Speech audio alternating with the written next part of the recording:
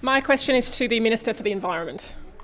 Plastic, once produced, never goes away. It only breaks into smaller and smaller pieces in the environment.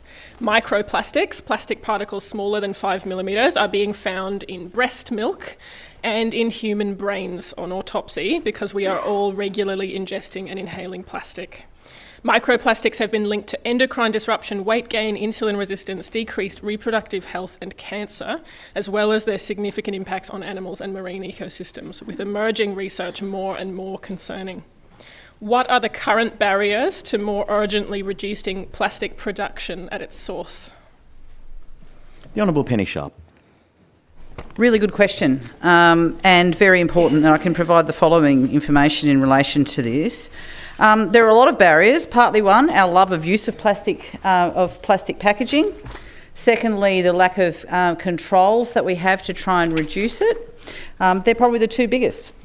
Basically demand and also just the lack of tighter regulation in relation to that. The good news, however, is that through the federal ministers and other federal and state ministers, we're working through this. This is predominantly an issue for the Commonwealth, although the state, as the member would be aware, has been prepared to act on our own in relation to these matters. But at its source, what we really want are standards that reduce the amount of plastic packaging that it even starts with. That the packaging that is there is fully recyclable, because we still have plastic items that are in packaging but actually are not recyclable, meaning that they're going into landfill and into our waterways and into birds and into humans, which is not a good thing. The third thing the government's doing, and members would be aware of that, we have done a big plastics consultation in relation to this.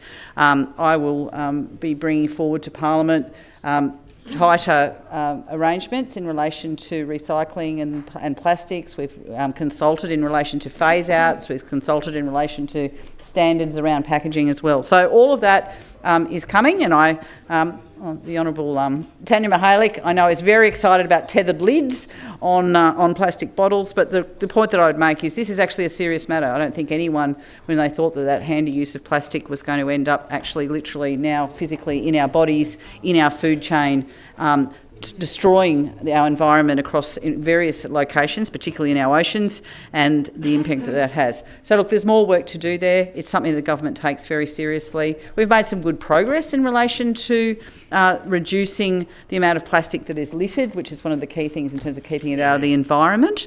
But there is definitely more work to do. I look forward to working with the new federal minister in relation to these matters, and I'm also really pleased that in this state we've also passed the Product Responsibility Act, which means that we can look at lifetime life cycle issues in our state if we can't get my preference is to have all of the states in Australia moving together, but we're always willing to look at what we can do to take the lead, because this is a matter that we understand how it is important and needs further action.